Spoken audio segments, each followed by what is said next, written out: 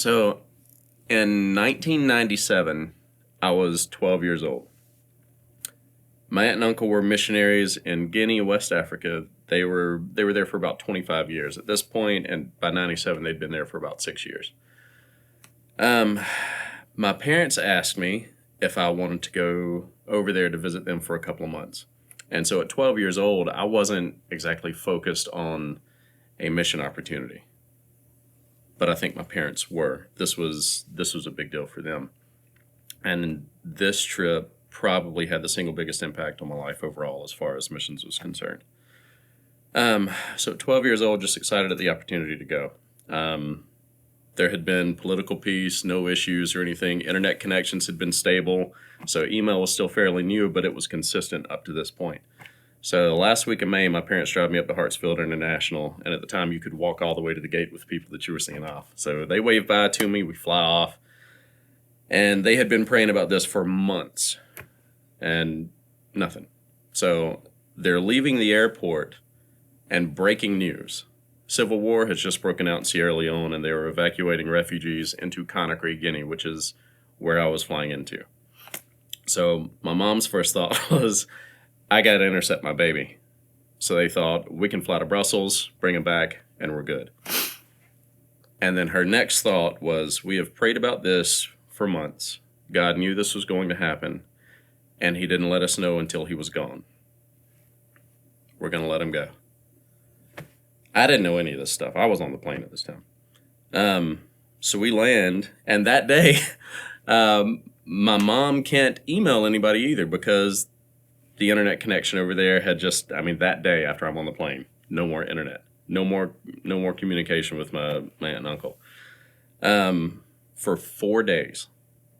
So we finally were able to make a phone call after a few days. So we called them, let them know that we're okay. And I never saw any of that.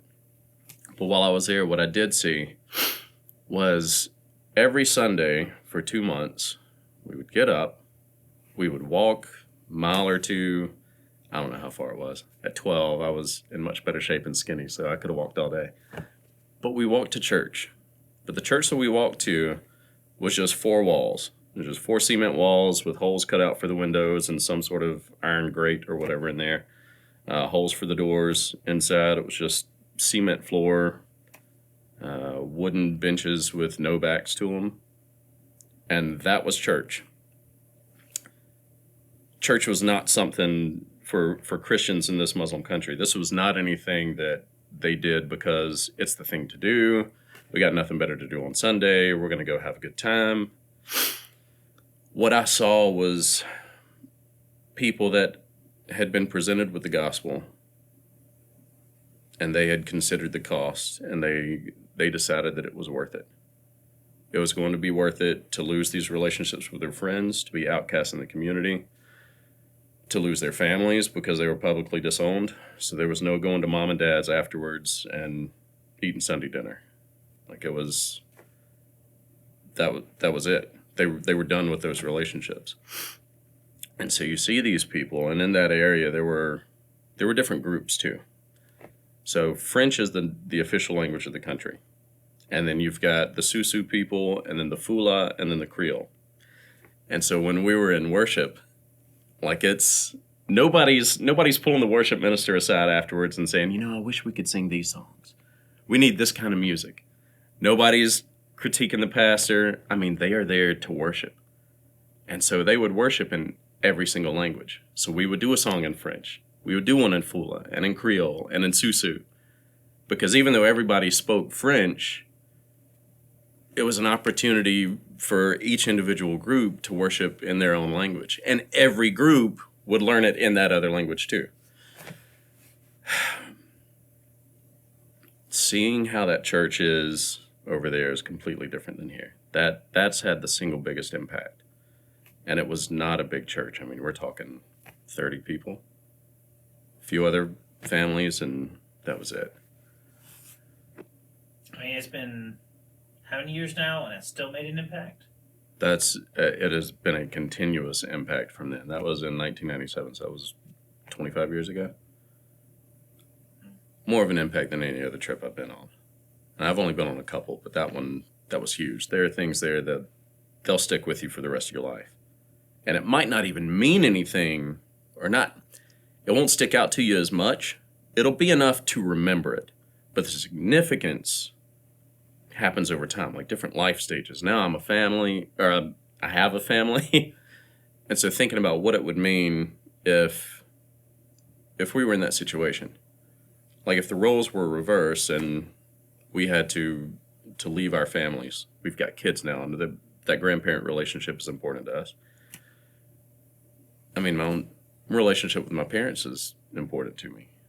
But if I found out that they didn't believe the truth and I had a decision to make, and it was whether or not to cut off all of those relationships. I mean, not on my part, but knowing that I would be cut off from those relationships for sake of the truth, would it be worth it?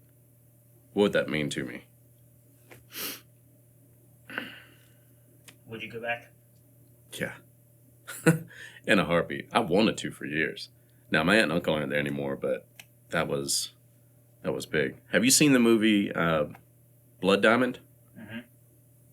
That's where we were. So I didn't know this the whole time we were there. Now, while I was there, I was doing mission work. I didn't know it. I was just doing what I was told. And so my cousin and I would get up in the mornings and we would type these French lessons from, I don't know, there was some reason we were moving them from the books into a computer. So that's what we would do. That was our job every morning. We'd get up, spend a few hours doing that, and then we'd have the rest of the day. And then I'd help my granddad repair these sewing machines.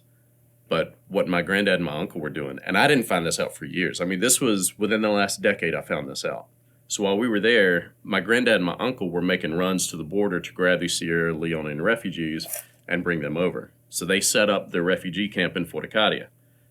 If you watch the movie Blood Diamond, it was the craziest thing when I saw this movie. I saw it shortly after it came out. Nobody knows where Fort Acadia, Guinea is. Most people don't know where Guinea is. It's not a tourist destination. You're not going to win a vacation package on The Price is Right going to Guinea, West Africa. But I'm watching that movie and I see Fort Acadia, Guinea. And I was watching it with some buddies and I was like, I was there. That's where I was. But I never saw any of the violence while we were there. But that's what was going on. That's what was going on in my parents' mind, I guess. So what was... You talked about how you saw people worshiping and just kind of they were there to worship. Yes. How did that affect you personally? It didn't have as much of an impact then as it does now. Because when I was 12 years old, going to church and growing up in my family, when we went to church, we went to worship. I knew that's what my parents were there for. As you get older, and then I've seen churches split over stupid stuff, color of the carpet. Whatever the reason may be, churches will split over these insignificant details. It makes it really hard to tolerate conversations about nonsense when it comes to the church, about these non-essentials. You see people post on Facebook groups, hey, we're looking for a church that has this kind of music. It's like they want a menu and they want to pick things a la carte and say, okay, this is where I want to go. And most people don't have that option. And you can see that. Like it was a big deal to meet these Muslim converts. It's fine. If you show up there and you're from another country and you're a Christian, no big deal. When you convert as a local there, that's a big deal. Their whole lives were changed. Like this, everything that they had here was gone, relationally anyway. So you think about whatever work you're wanting to do, however it is that you're wanting to make a living, when you're cast out of that community, things get significantly more difficult. And then you have nobody to talk about the difficult times because they're the ones that created it, because they cut you off because of your decision to follow Christ. But everybody in that church was there for one purpose. They wanted to worship God. And they were truly worshiping. I mean, it was everything. I didn't speak to this guy. I heard my aunt told me this, that they were reading from the Bible, and these people had it in their head that this is just a storybook for learning good morals or something. And then they read through part of the genealogy, and that's when it clicked with some of them. They were like, whoa, wait. Why is this is a real thing? Like it, and I used to read the Bible, and I would read through the genealogy, and I was like, gosh, why do they have this in there? But it's because it's not just a book about good teaching. Like, this is a record book, and these prophecies fulfilled through bloodlines, and being able to trace this back, it's a big deal. So they saw that it was worth the sacrifice, the potential sacrifice of being found out to still worship. Oh yeah, they could convert, but it was not going to be without consequences, significant consequences. Nobody came and raided the church or anything. I mean, there was a freestanding building. People knew where it was, and they knew what it was for. But you were done. You were kicked out of the family, kicked out of the community. I mean, ostracized. What would you tell to somebody who's never done any kind of mission work, whether locally or internationally? What would you tell them to encourage them to try it?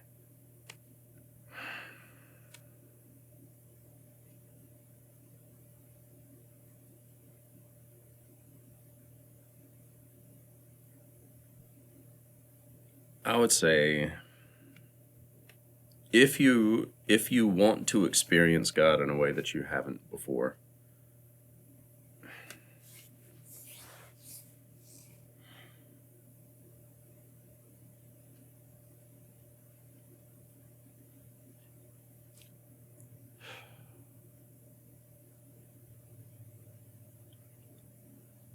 I don't know. There's just nothing else like it, and I don't imagine any experience that's the same.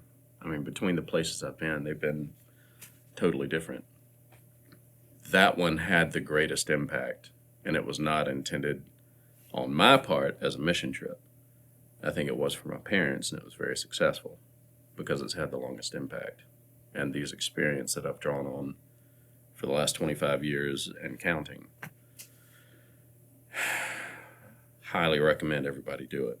I absolutely want my kids to do it. I want my wife to do it. I think everybody should. We're so inundated with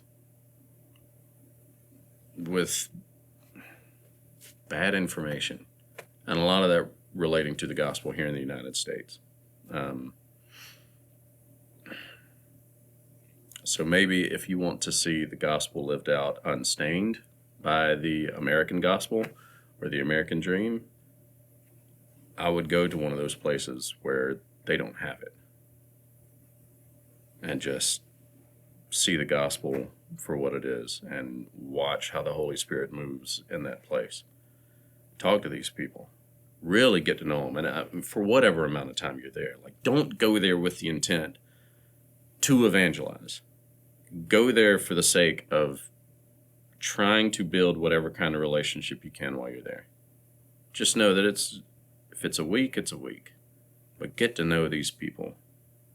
Because once the relationship is set, I mean, that's something that will be ingrained in you. You'll remember that, and you can easily continue the relationship now. I mean, with Facebook and everything else. Even the people in Fort Acadia have cell phones now.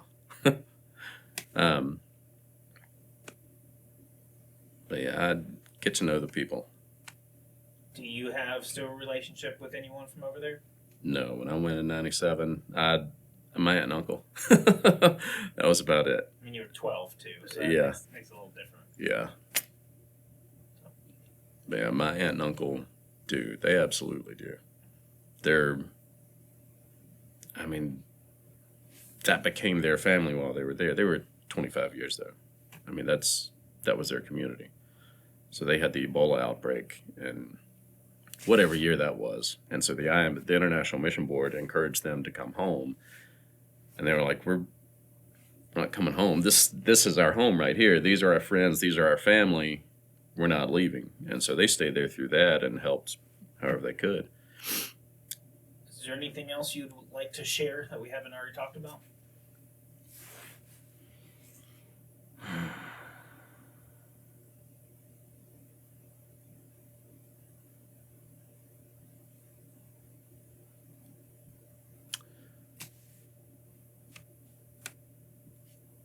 I would say don't wait until you go to another country if you are wanting to experience God.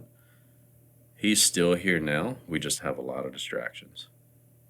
So be very intentional now about focusing on that relationship with God. Through that relationship, ask God for opportunities to share that with other people here. But live your life on mission here, wherever you are. And if you get the opportunity to go somewhere else so that you can learn about those people, their experiences, and listen to their testimonies, jump on it.